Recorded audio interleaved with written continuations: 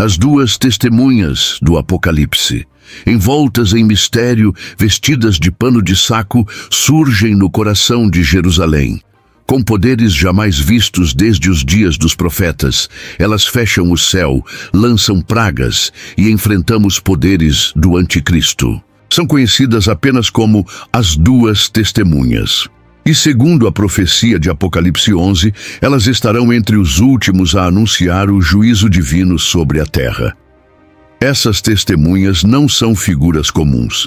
Elas são escolhidas, separadas e ungidas por Deus para confrontar o mundo em sua fase mais sombria. Enquanto multidões zombam, blasfemam e negam, elas profetizam com poder, desafiam os governos e expõem o pecado da humanidade.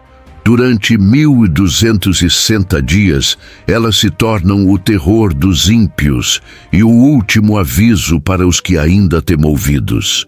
Dizem que o mundo as vera como fanáticas, mas ao mesmo tempo reconheceram nelas uma autoridade sobrenatural. As águas secam a sua palavra. As nacóis estremecem com sua voz. Nenhuma arma poderá detê-las até que seu tempo termine. E quando finalmente forem mortas pela besta que sobe do abismo, seus corpos ficarão expostos por 3 dias e meio. O mundo celebrará sua morte. Presente serão. Trocados, o caos será disfarçado de festa, mas ao terceiro dia, um espírito de vida vindo de Deus entrara nelas, e elas se levantaram diante de todos. Haverá um grande terremoto, milhares morrerão, e os que sobrarem darão glória a Deus. Alguns estudiosos afirmam que essas testemunhas podem ser Moisés e Elias. Outros dizem que Enoque e Elias. Independente disso, seu papel, e claro, anunciar o fim, confrontar o mal e preparar o caminho para a volta gloriosa de Cristo. Se você está acompanhando nossa série Personagens que Voltam, sabe que Deus não esqueceu dos seus. E essas testemunhas são prova disso. São profetas que voltam à cena, não como sombras do passado, mas como sinais vivos do que está por vir. Enquanto muitos vivem distraídos, as duas testemunhas nos chamam à vigilância. Elas nos lembram que ainda há um tempo determinado, que a graça tem prazo e que o juízo está às portas. A questão é, quando elas surgirem, de que lado você estará? Não ignore esse alerta. Não é apenas uma profecia antiga e um anúncio urgente. E talvez você esteja vendo agora, antes que se cumpra. Então, ouviram uma grande voz do céu dizendo, subi para cá.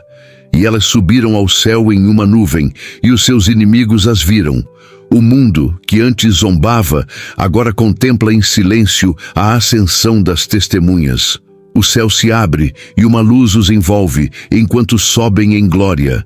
A terra treme novamente. O segundo grande terremoto atinge Jerusalém.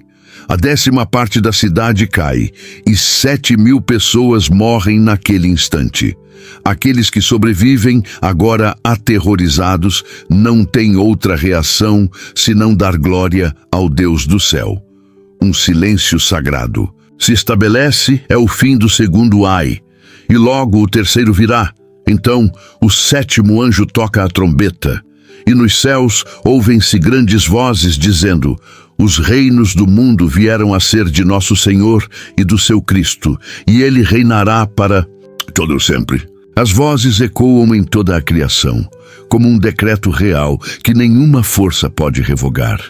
Os 24 anciãos que estão diante de Deus, assentados em seus tronos, prostram-se com o rosto em terra e adoram, dizendo, graças te damos, Senhor Deus Todo-Poderoso que és, e que eras, e que hás de vir, porque tomaste o teu grande poder e começaste a reinar. Eles declaram que chegou o tempo de julgamento para os mortos, de galardão para os servos de Deus, os profetas, os santos e todos os que temem o seu nome, tanto pequenos como grandes. E também é o tempo de destruir os que destroem. A terra Então o santuário de Deus se abre no céu, e a arca da aliança é vista dentro do templo. Relâmpagos, vozes, trovões, terremotos e grandes saraivadas surgem. A manifestação final da presença de Deus, incontestável, gloriosa, santa. A aparição das duas testemunhas não foi um espetáculo isolado. Foi um ato final de misericórdia, um último alerta, um grito antes da sentença. Se elas já surgiram ou ainda vão surgir, ninguém pode afirmar com certeza, mas o seu papel está claramente traçado. Foram levantadas não para entreter o mundo, mas para abalá-lo. Não para serem populares, mas para proclamar uma verdade dura. O tempo está se esgotando. O Apocalipse não é ficção, é revelação.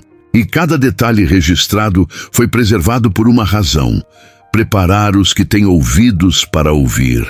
As duas testemunhas representam a fidelidade em tempos de apostasia, a coragem em tempos de medo, o fogo da verdade em meio às trevas do engano.